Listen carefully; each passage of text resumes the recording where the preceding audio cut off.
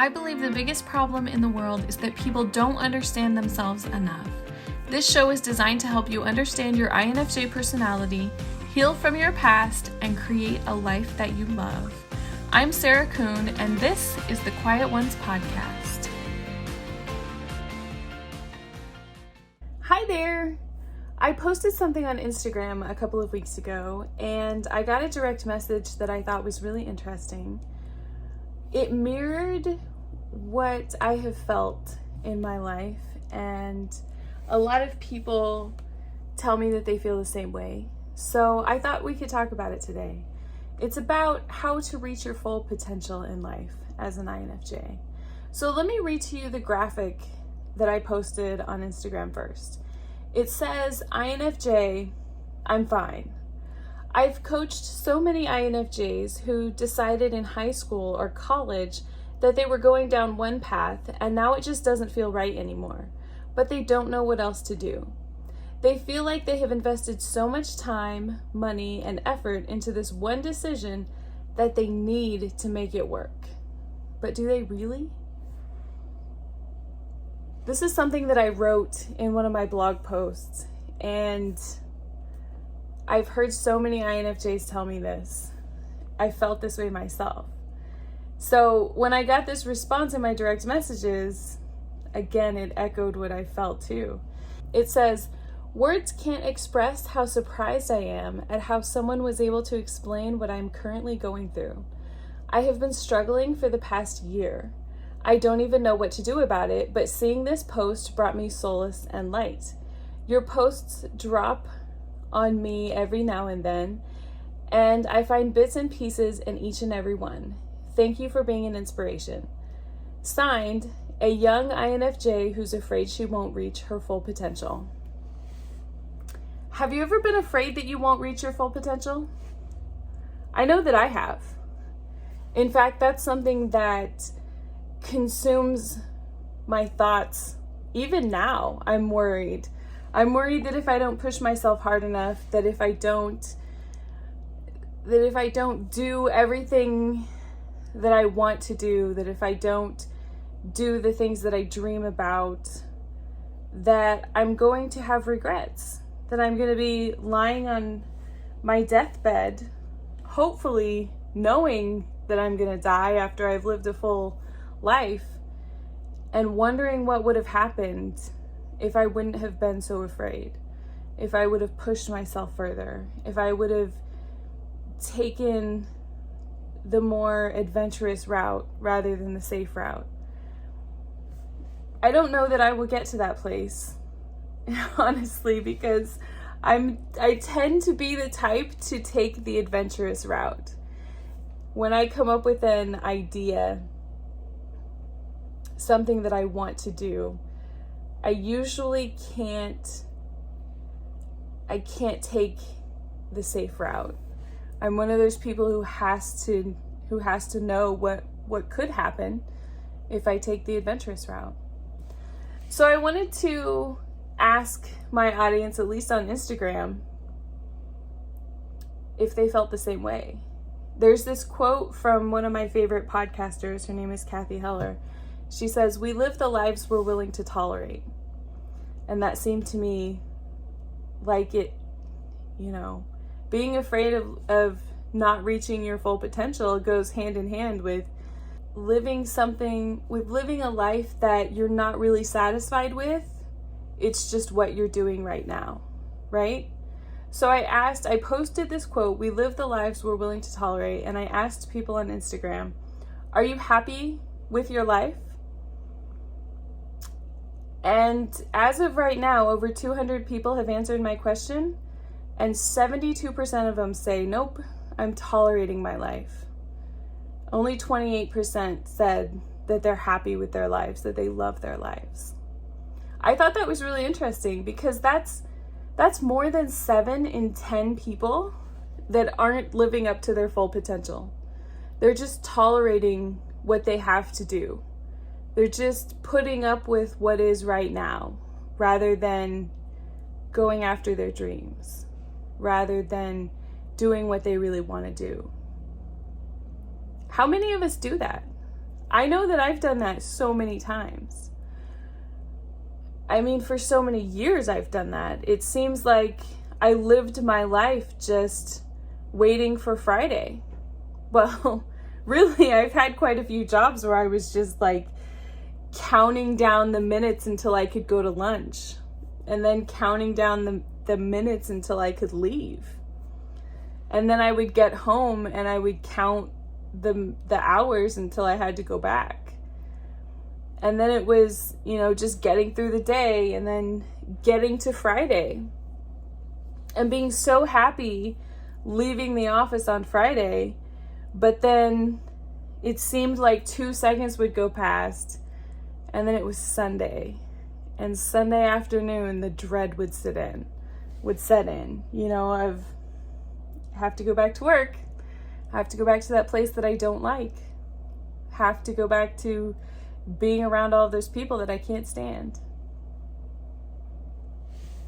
It's a horrible feeling, especially because so many times it feels easier to just keep doing that rather than to make a change, right? It's not always easy to get a new job. It's a risk. In my family, we always say, the devil you know beats the devil you don't, right? So maybe getting a new job would be better, but maybe it wouldn't. And there's always that risk of making that jump, and, hopefully you get paid more when you get a new job, but is it really going to be better? I always think that it is. Every time I've gotten a new job, I have these really high hopes that it's going to be better. And then it always seems like it's the same, right? Like my boss always has the same personality, regardless of what job it is. I end up putting up with the same situation over and over again. But then I think about other aspects of my life too, not just my job, but there are many things that I feel like I'm waiting for. Like, I waited to start my life until after high school. I was just talking to my niece about this because she's 19, and she said that she was dealing with the same thing, that she felt like she was waiting to start living until she got out of high school. And now she was like, I don't know exactly how to live because I was like stuck waiting. And I told her, it kind of feels like you're almost institutionalized, right? There's always been somebody there that's told you what to do. You had to do what your parents said that, you have to do. And then all of a sudden you get this freedom and you don't know what to do. You have to learn how to parent yourself, basically. So you feel like you're waiting. And then if you're like me, I went to college and I spent 10 years in college and I was waiting that whole time. And then I got out of college and I've had some jobs that I really liked and some that I didn't really like. But even through all of the jobs, I felt like I was waiting to start living until I had everything together, until I could buy a house, until I had enough money to do what I wanted, until I met the love of my life and we could have kids. There were all these things that were like holding me back from doing exactly what it was that I wanted to do. But were they really holding me back? Or was I just looking at it that way? What do you do when you're really uncertain about everything? When you're not really sure what the next thing is to do? Maybe you don't even know why you're unhappy. Maybe you just feel like you're living your life day to day because you don't know what would make you happy. I think it's important to recognize that most people feel the same way. I've talked to a lot of INFJs about this. I've talked to a lot of my friends who are various personality types. A lot of people feel this way. So it helps me to know that there are other people who feel this way, that it's not just me, right? Because oftentimes we get stuck in this mindset of, I'm the only person, this is my problem and I have to figure it out, right? So it helps me to always start by looking for evidence that the problem exists with other people too. Because if other people have been through this, then maybe they can show me the way through. Maybe I can learn from their mistakes, right? The next thing for me is to question, why am I not sure? Why am I uncertain about everything? Is it really everything? Or does it just feel like everything because maybe there's like one big thing? Maybe I'm in the middle of an existential crisis because everything feels out of control. And maybe it's really one thing that I would like to control that I just can't. So then the next question is, how can you really be sure that you're going to reach your full potential in life, or that you're living up to your full potential in life? And the fact is that most people aren't sure, right? Most people don't even think about this type of question. They don't want to be burdened with that type of almost responsibility. I feel like responsibility is the right word there. Most people just lie a lot better than you do. I had a counselor tell me one time, fake it till you make it. I was like, really? That's your advice? I'm telling you that I'm insanely unhappy, that I can't get out of bed in the morning, and you're like, fake it till you make it? Like, if you pretend to be happy for long enough, you'll actually be happy? I've tried that and it really doesn't work for me. But it does work for a lot of people. A lot of people look for happiness in places like money and status.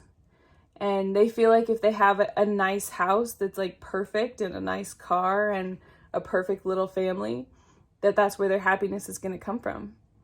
I used to watch this show on ABC that was called Desperate Housewives. It's one of my favorite shows. And for some reason, I always loved Brie. She is like the perfect housewife. She has this perfect house, and she cooks gourmet meals every single day for her family. You know, her husband is a doctor. I think maybe he's a surgeon. And she has a boy and a girl, 2 kids. She sews her own clothes. She upholsteries her own furniture. I mean, every possible way that you could think of to be perfect, she was perfect. But the one thing that she couldn't do was connect with her family, because she was so concerned about the appearance of being perfect that they were actually miserable, because she didn't have any connection to her emotions, and she couldn't even communicate with them. They didn't want gourmet meals every single day. They wanted boxed macaroni and cheese and hot dogs. And she was horrified, because she thought that happiness came from being perfect, and she couldn't understand why they weren't happy. Nowadays, it seems like so many people fall into that trap, because we look at social media and we look at everybody else's lives, and they all look like they're happy.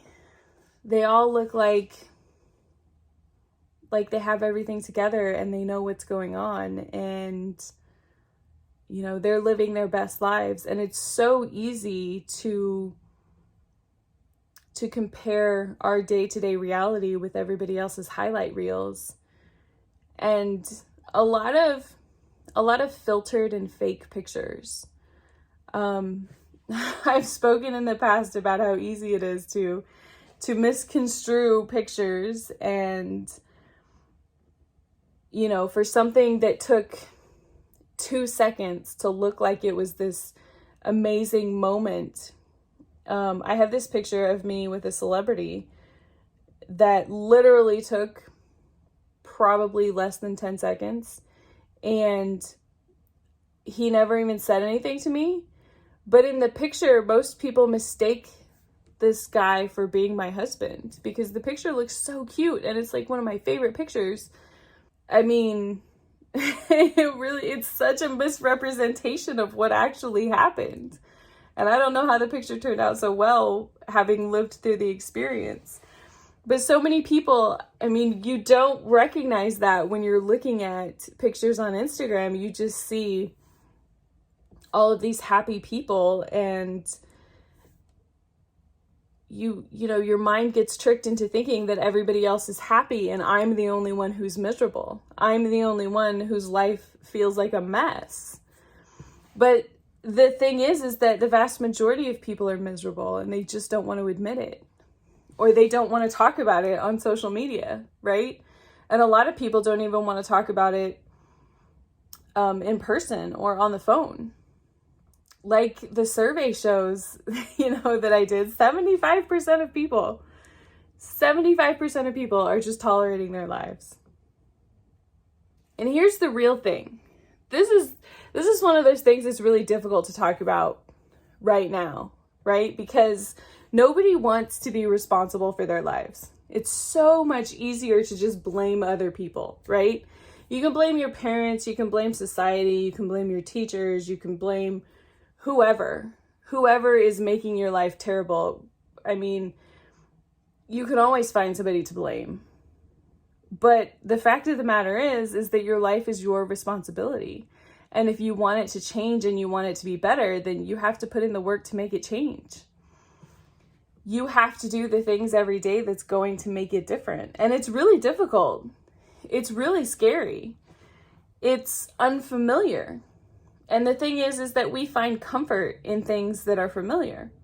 I read something on Instagram not too long ago that said that people who have high anxiety watch the same TV shows and the same movies over and over again because we know what's going to happen.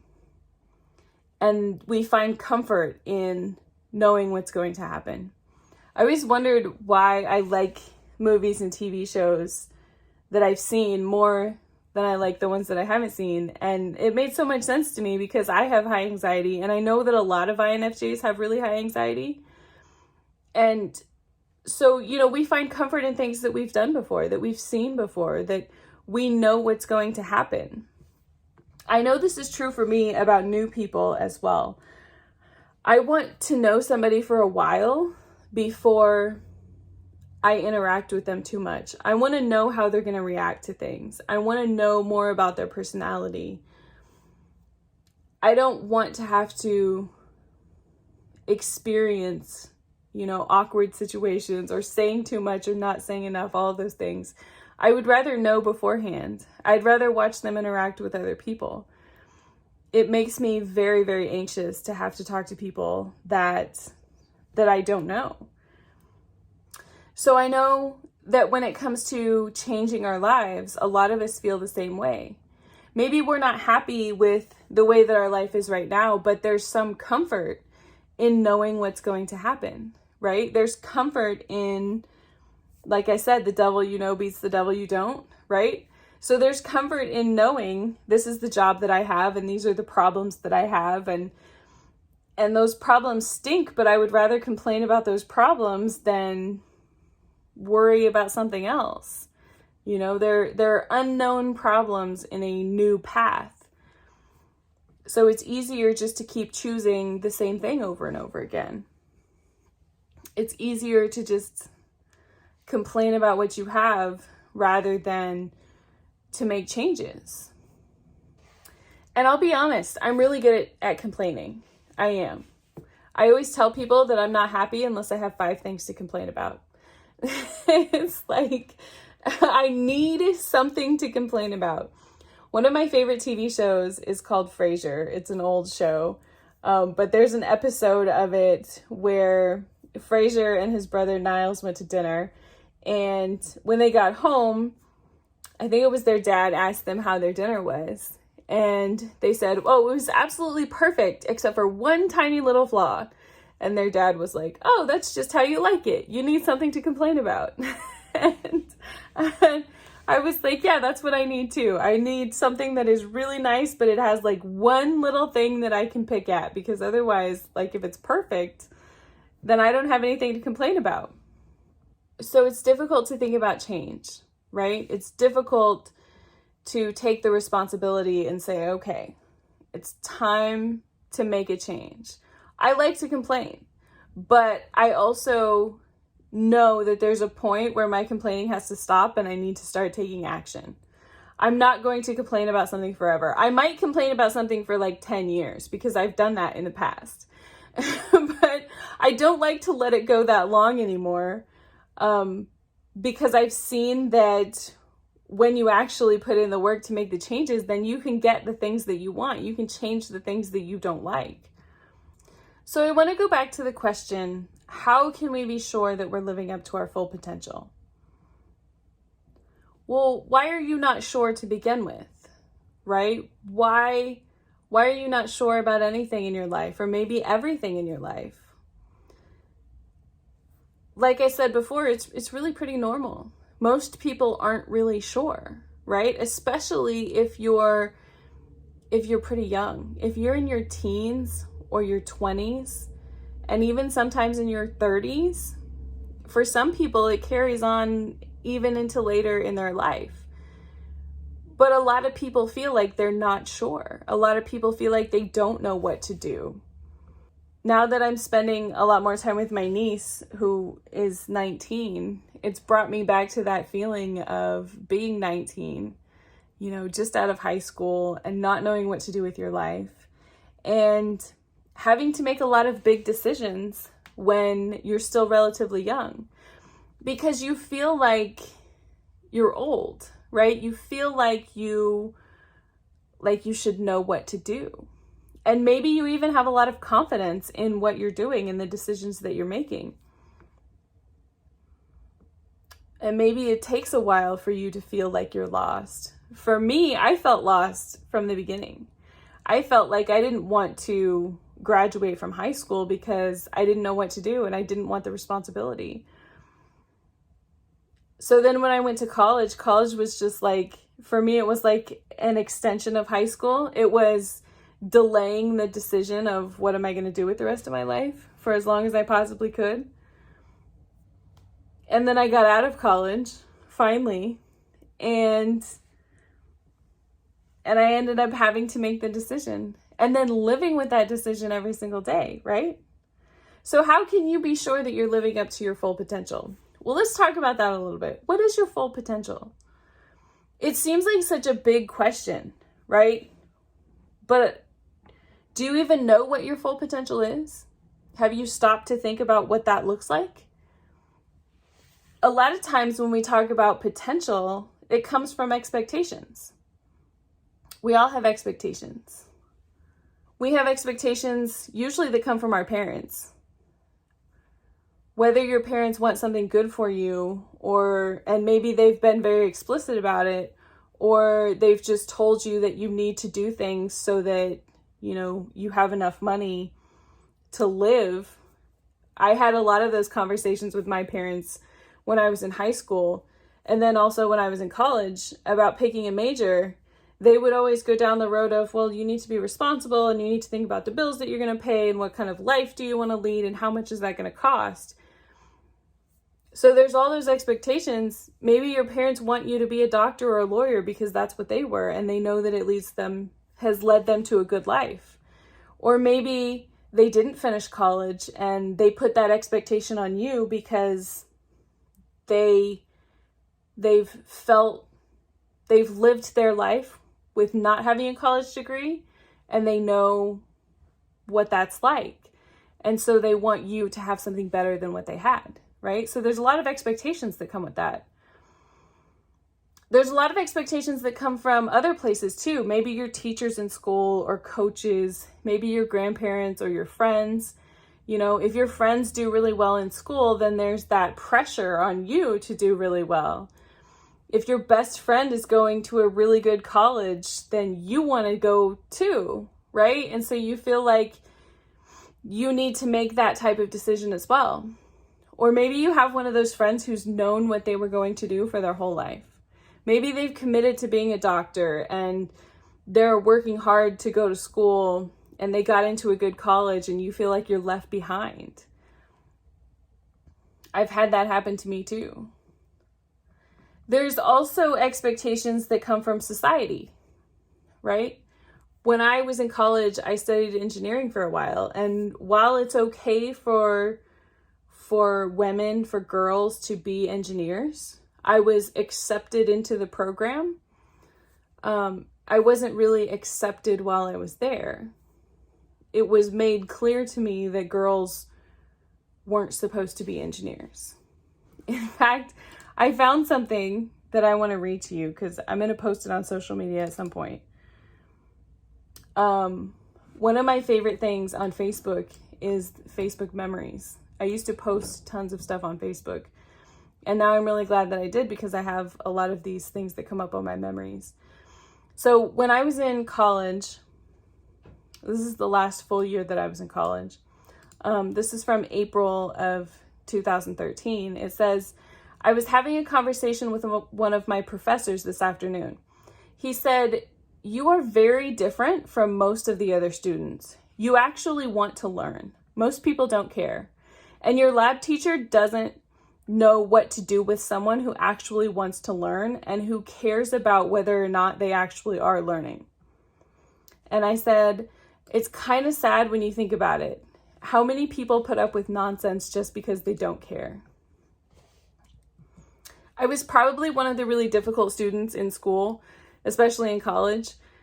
Not because, I was obnoxious or anything. It probably felt like I was obnoxious to my professors and to the TAs because I actually cared. I cared about what I was learning. I wanted to do well in school and I wanted good grades. It was important to me. And most of the people in college, they just didn't care.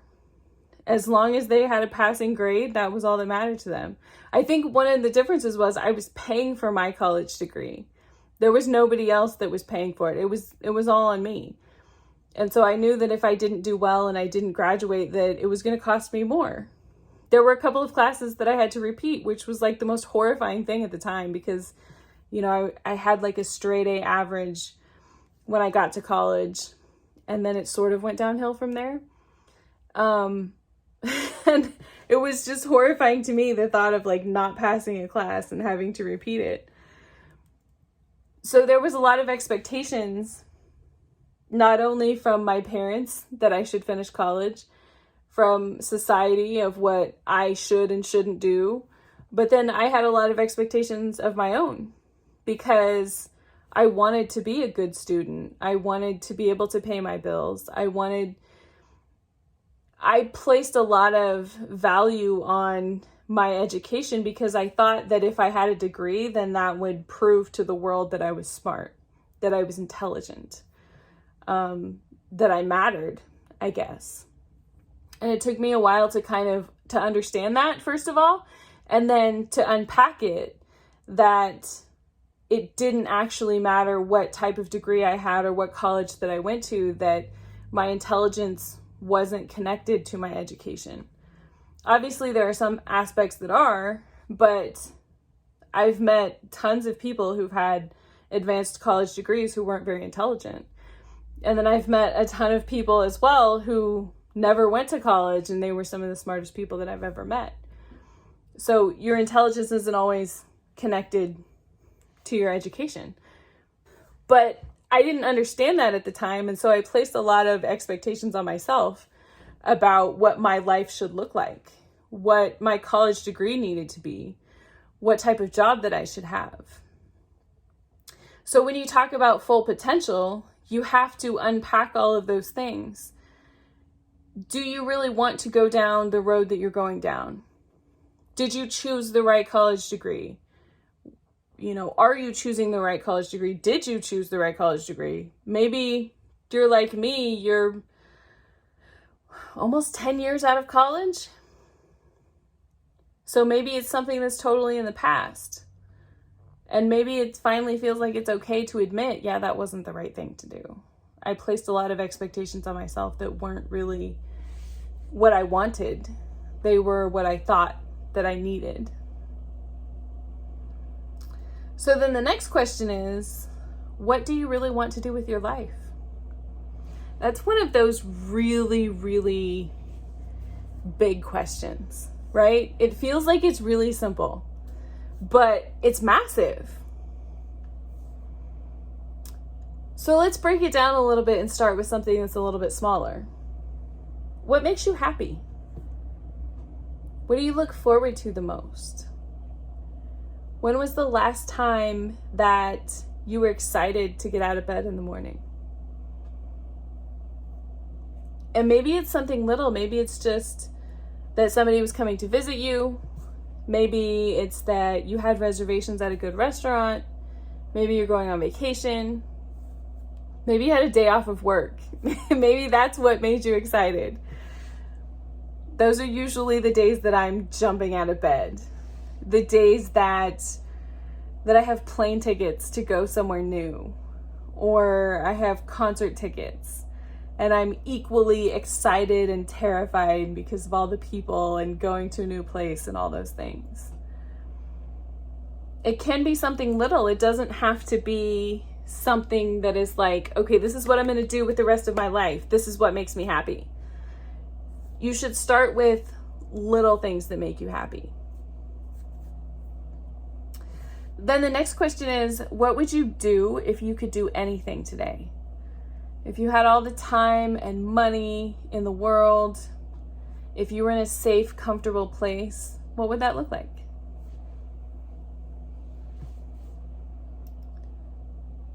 What would you choose to do if you could do anything?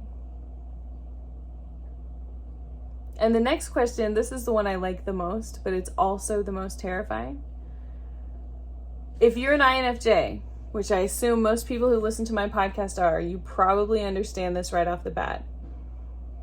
What have you been thinking about doing, but putting off because you feel like you're not good enough? Or you've been putting it off because you feel like it won't work for you? I'm sure there's something that you've been thinking about. I've always had, it's like, you have different tabs on your internet browser on your computer. My niece made a comment to me that I have like 27 different tabs open. She's like, I don't know how you operate like that. And I was like, well, that's how my brain operates. There's always 27 different things going on. And some of the things are like reminders of things that I need to do. And some of them are things that I'm doing right now. And some of them are things that I want to do. But there's always different lists and stories and information that I'm gathering and trying to fit together. There's always something going on. And I've always had things in the back of my mind that are things that I want to do, things that I think that I should do or could do. Sometimes things that I feel like I'm supposed to do, that I'm called to do. Like there's some higher power that keeps telling me, you need to do this. Like this is what you were supposed to do. Maybe you don't believe in a higher power. Maybe it's just your intuition that's saying, this is something, somebody else needs this and you need to do it. A lot of times we get stuck on this whole idea that we feel like we're not good enough or that it's not going to work out for us because it feels so impossible that we don't even know where to start. But those things are actually how you reach your full potential, right? You're not going to reach your full potential by doing the bare minimum. Those aren't the people that you look up to. If you think about the people that you look up to, they're not the ones that are just like living day to day, doing the same old. They're not the people who are just gliding. The people who sat at the back of the class, in school, and they were okay with getting a C. They just wanted to pass the class. It wasn't those people. It's not those people. It's the people who did more than what they were supposed to do. The people who set this impossible goal and they were able to achieve it because they dreamed big enough to say, we can do something like this. And even though everybody else was like, you can't do that. That's crazy. That's totally impossible. It's never going to happen. There were a few people who were like, no, we can do it. And we're going to figure out how to do it. We're going to make it work.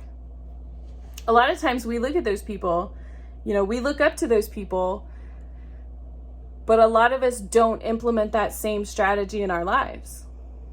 I think about people like John F. Kennedy, right? Saying that we were going to go to the moon. They had no way of knowing if they were actually going to go to the moon. But he gave a speech and he said, we're going to the moon in this decade. We're going to figure out how to do it. We're setting this impossible goal and we're going to figure it out. And of course, 9 years later, we went to the moon. It happened. It never would have happened if he wouldn't have said, this is what we're doing. We're making this a priority in our lives.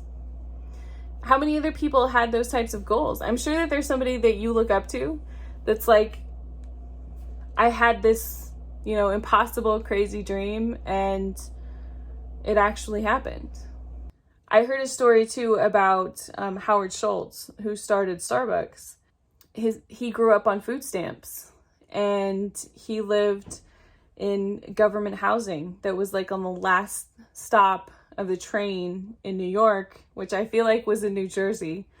And his mom used to tell him, this is not the last stop for you. You're going somewhere better than this.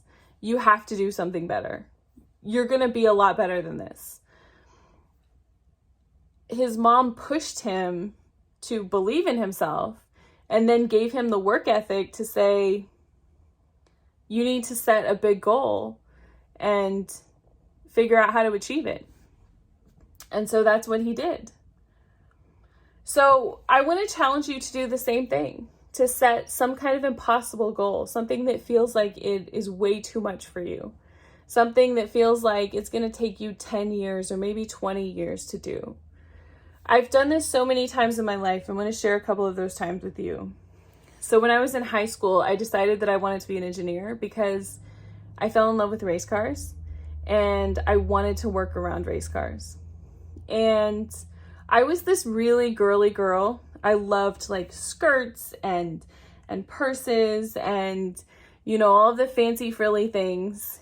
I had no desire to be in a garage that was like dirty and gross. And I didn't know anything about cars. I barely knew how to put oil or gas in my own car.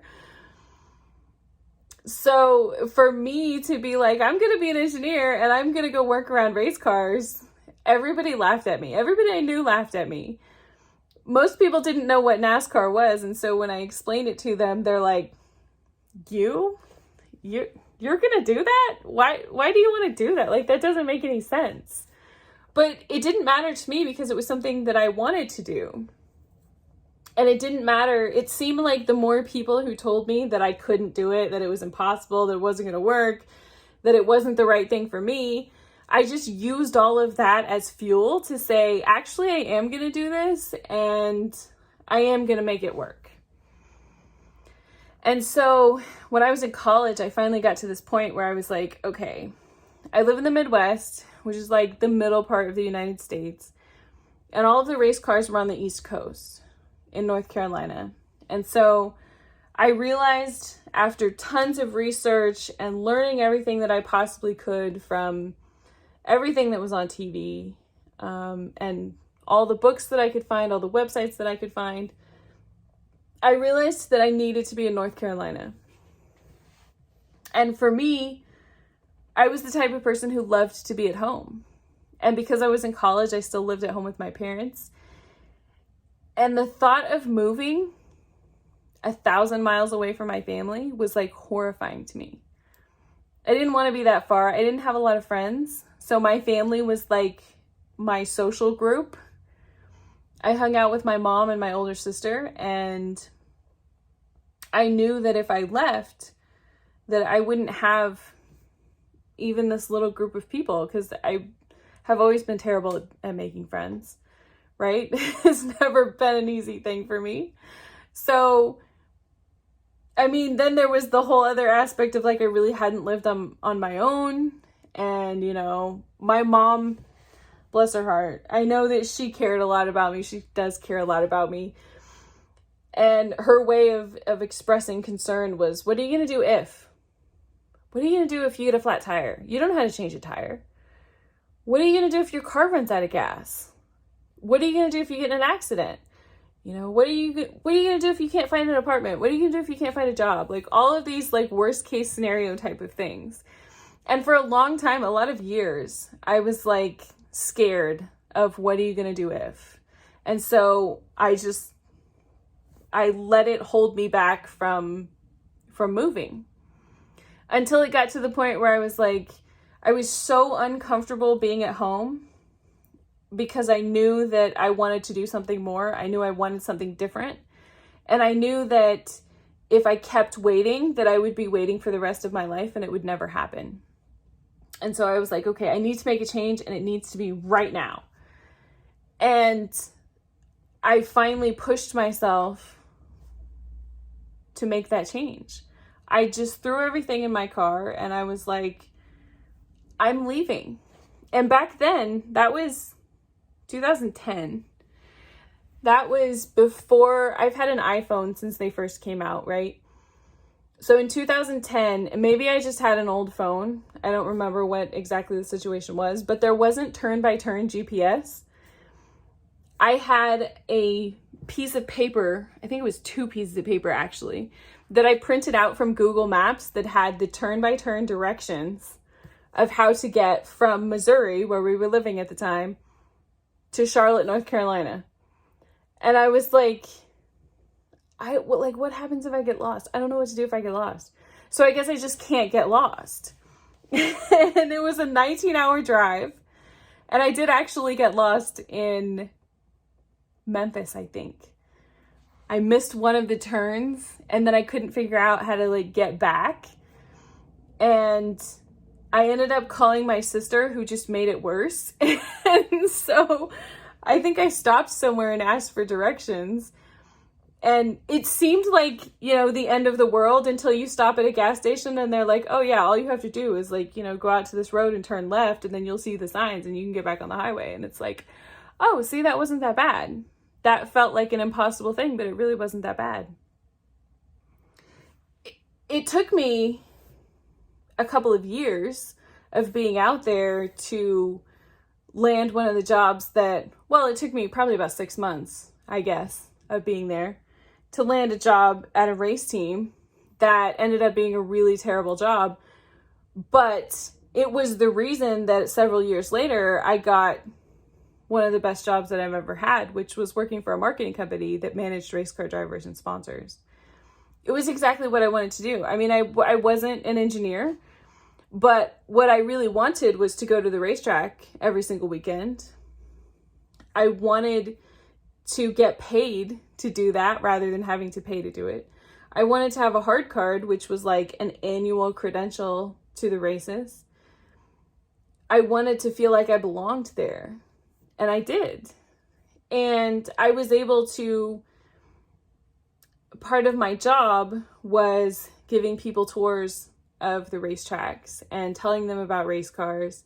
And even though it was like this little silly thing, right? In the grand scheme of things, bringing people to the racetrack, it's not like life-changing, but it brought them happiness.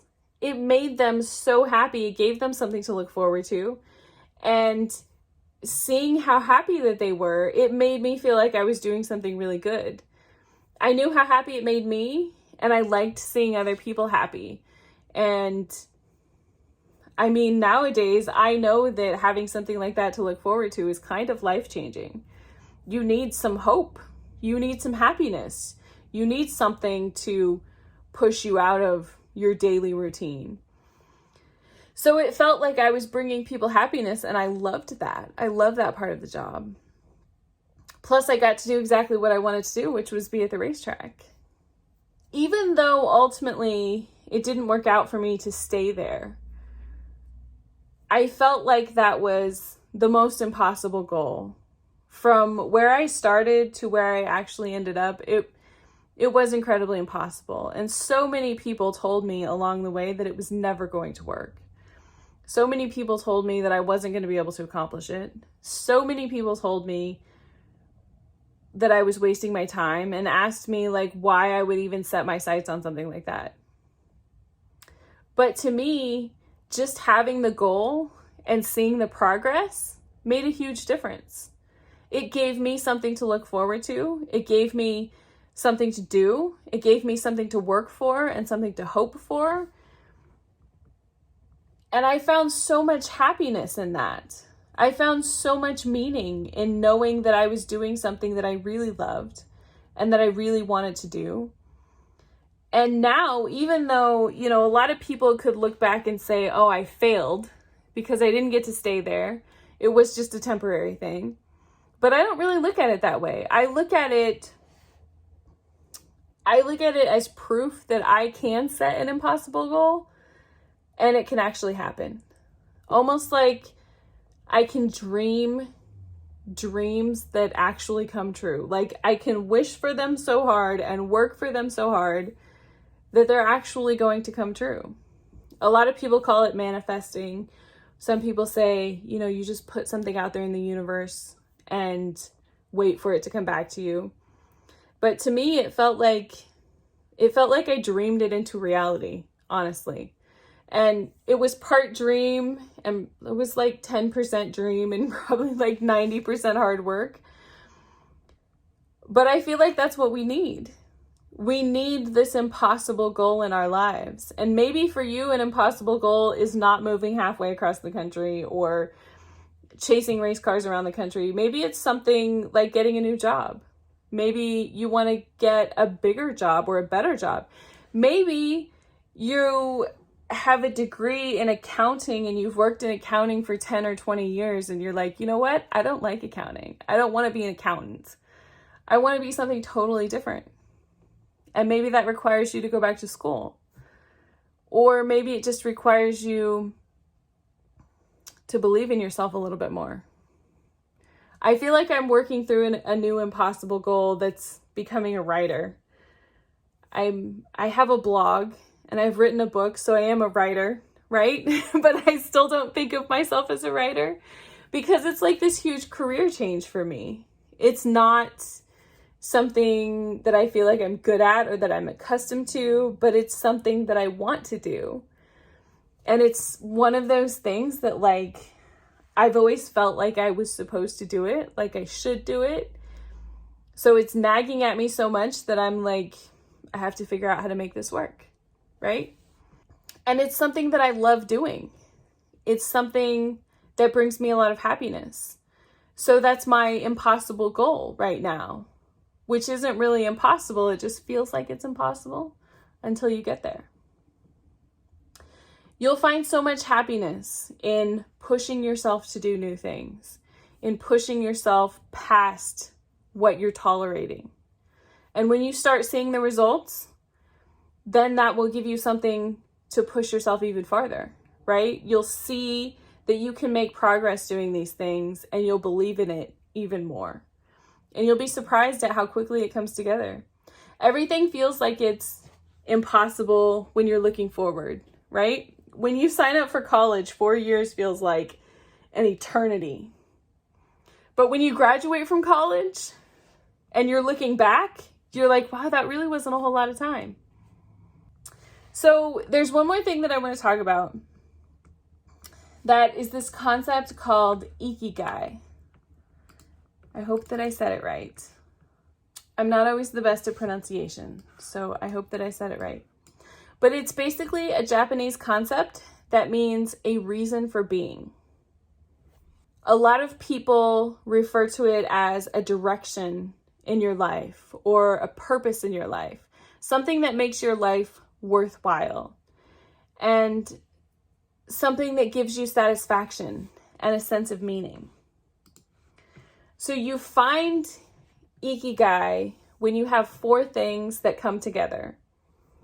And those 4 things are what you love, what you're good at, what you can get paid for, and what the world needs. For us as INFJs, it's so much easier to start with what does the world need, right? We're really good at solving other people's problems and not so great at solving our own problems. So when you sit down and think about how do you live up to your full potential in life, what is your purpose in life?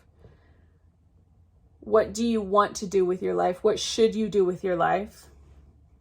If all of those questions and concepts seem overwhelming to you, then start with what does the world need? Start with the world would be a better place if. And I'm sure you can come up with a lot of things there. For me, I came up with The world would be a better place if everybody understood other people better. The world needs more acceptance. The world needs more understanding.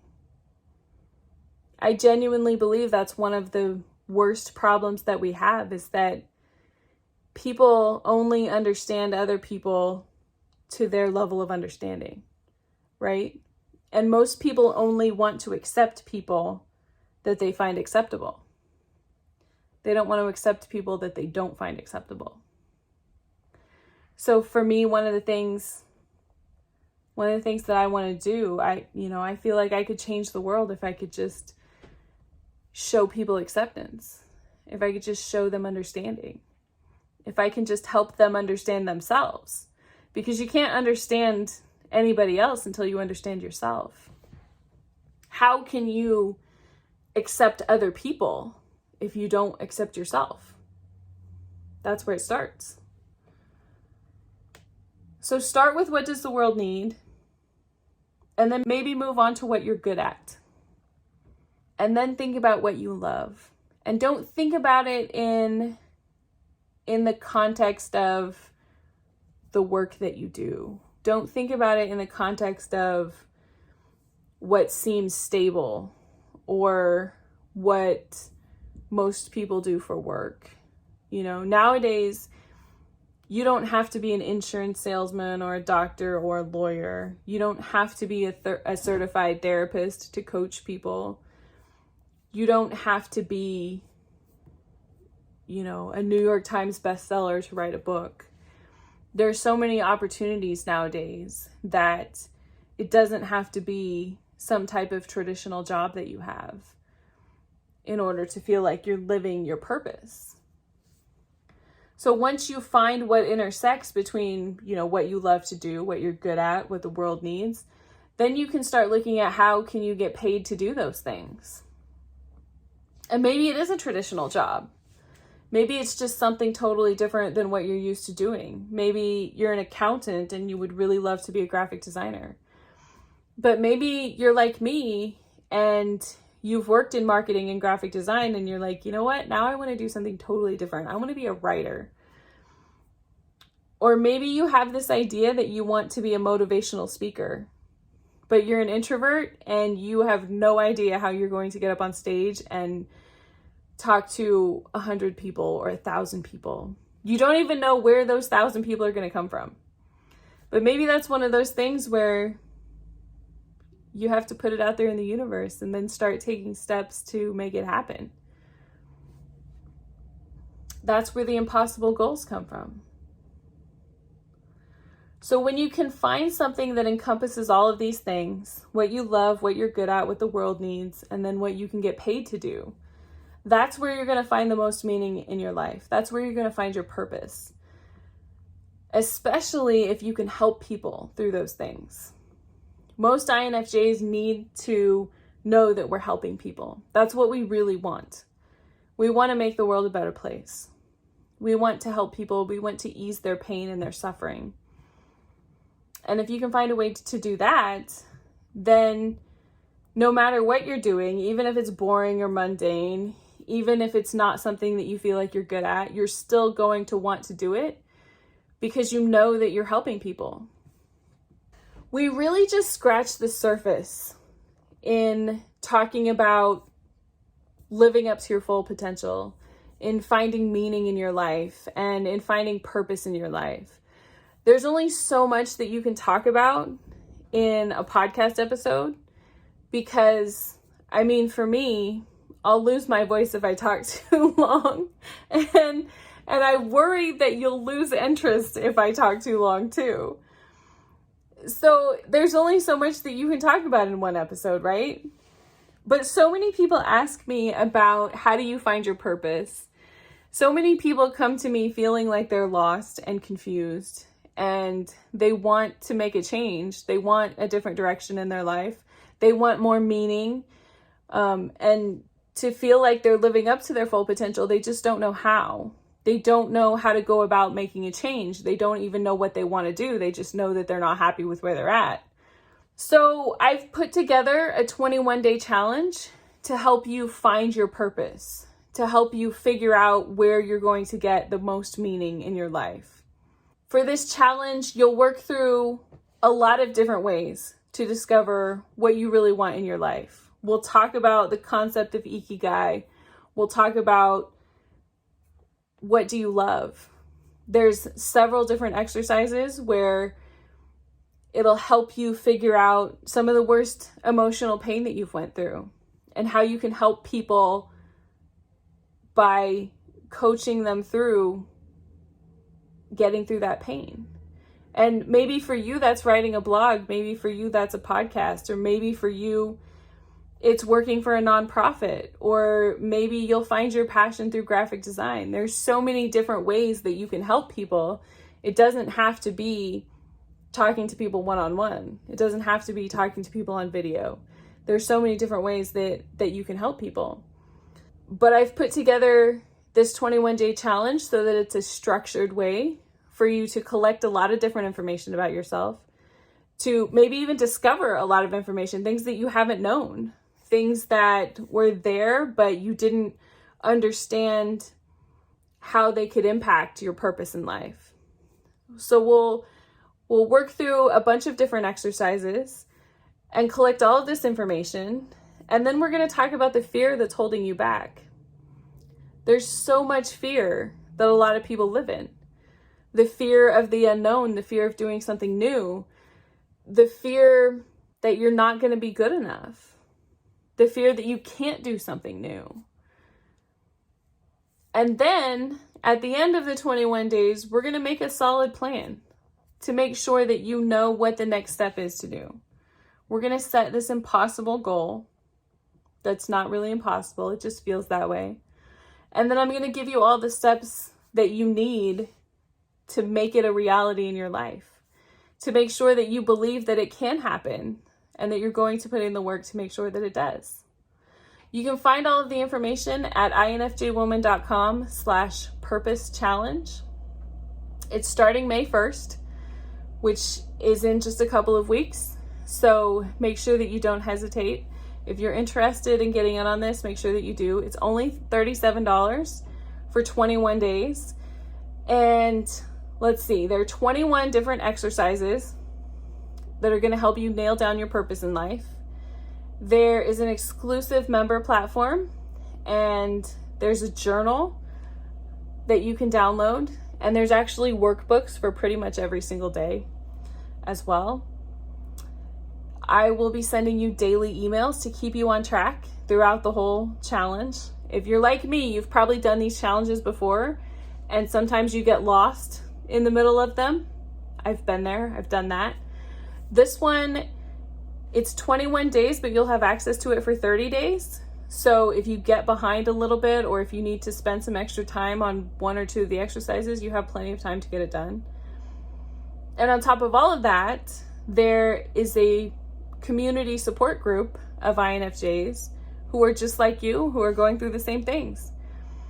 A lot of times for me, the best help that I get, the best answers that I get, the best support that I get come from people who are going through the same thing, come from people who are in the same place. It makes such a big difference to hear people say, me too, I'm doing the same thing. I feel the same way. I feel lost too. I don't know what the next step is too. But in this challenge, you're going to have all the steps, and you're going to have support from people who are like you. So make sure that you go check it out. You can find all of the information at infjwoman.com/purpose challenge. Thank you so much for listening. I really appreciate every single one of you. Please make sure that you subscribe if you haven't already, and leave a review wherever you listen to the podcast. It helps other people to be able to find us. Thanks again for listening, and I will see you again next week. Hi there. I just wanted to take a minute to say thank you so much for watching this video. I really hope that you enjoyed it. Please consider subscribing to my channel. I'm working very hard to produce content that will help you, and I really, really appreciate your support. Also, if you want some more inspiration, check out this video right here.